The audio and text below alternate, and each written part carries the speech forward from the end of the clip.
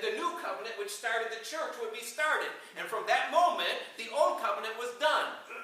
Don't eat any more of that bread. And that's why those people that live today who say that you must keep the Old Testament law, and as part of you being a Christian, Seventh-day Adventists for one, and others who say that you must keep the law, they're wrong. That's done away with. It's the new covenant of grace under Jesus Christ. The church is now the new covenant.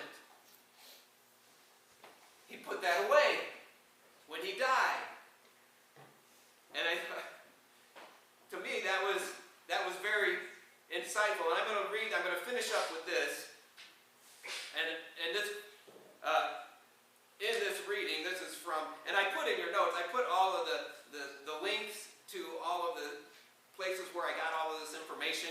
So that's on your notes there. And this one came from thetruthnet.org. And this is the service of the first fruits. In the temple days, both the people and the priests would celebrate first fruits.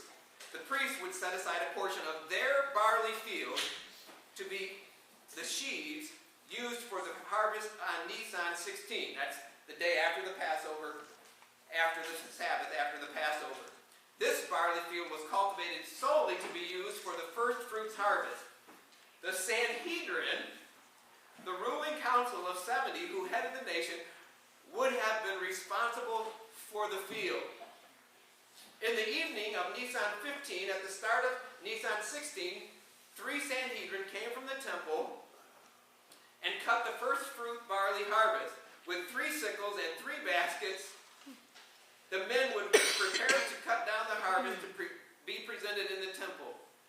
The bundles of barley had already been prepared for the Sanhedrin members chosen to harvest the crop. As the sun was setting, when did they take Jesus on into the temple? Or not into the temple, when did they take him for trial?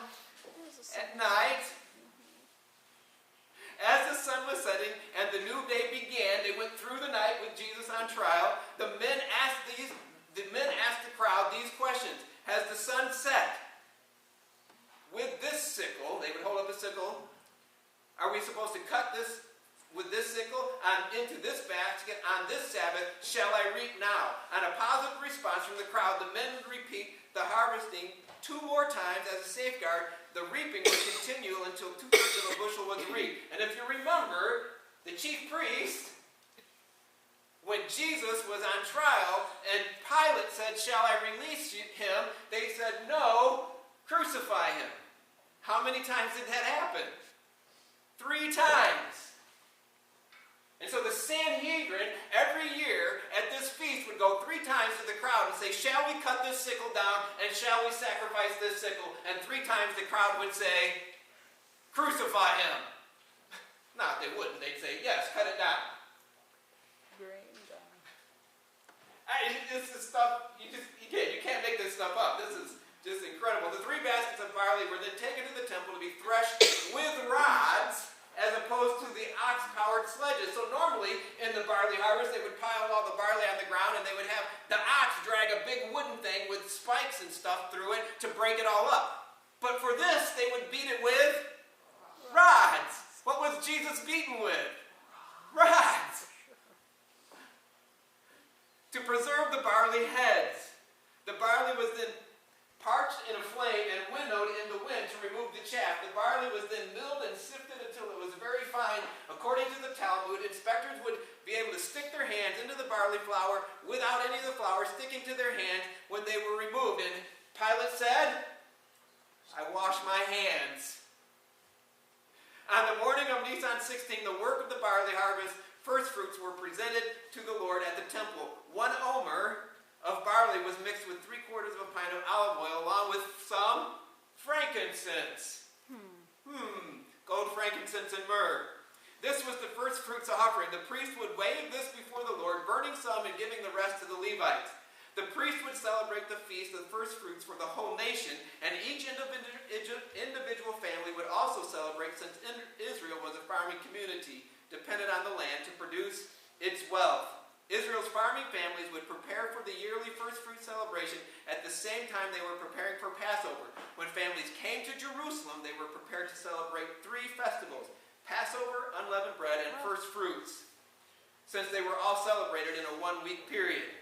First, the family would set aside a portion of the crop to be marked for the first fruits by tying a cord around the area to be harvested for the annual pilgrimage to Jerusalem. When the crop was harvested, the family would take it along with their lambs to Jerusalem to celebrate the feast. On the 16th of Nisan, which is the day after the Passover of Nisan, people in Jerusalem would have finished celebrating Passover and would begin to celebrate the first fruits. The Israelite male was called to Jerusalem to celebrate these feasts. Did you ever wonder why it was the women who showed up in the morning? What? Where were the men? They were at the temple waiting to have their sacrifice of the first fruits waved by the priest. All the men were at the temple. That's why the women showed up there. It wasn't just an accident. It was a fulfillment of prophecy. It was a fulfillment of this feast. That's why the women were there. He would have come to the temple with his lamb, a second lamb after the Passover lamb, and the first fruits of his field. As he approached the temple, he would have heard the Levitical choirs leading worship with Psalm 30. And if you want to look up Psalm 30, I'm going to read the entire thing here. A song for the dedication of the temple. And who are we? We are the temple, and we'll look at the Feast of Pentecost next week. But that's pointing right to the Feast of Pentecost. This is Psalm 30. This is what they were singing as Jesus Christ had just risen from the dead. This was the song that all of Israel was singing. I will exalt you, Lord. You lifted me up out of the depths. You did not let my enemies gloat over me. Lord my God, I called to you for help, and you healed me. You, Lord, brought me up from the realm of the dead. You spared me from going down to the pit.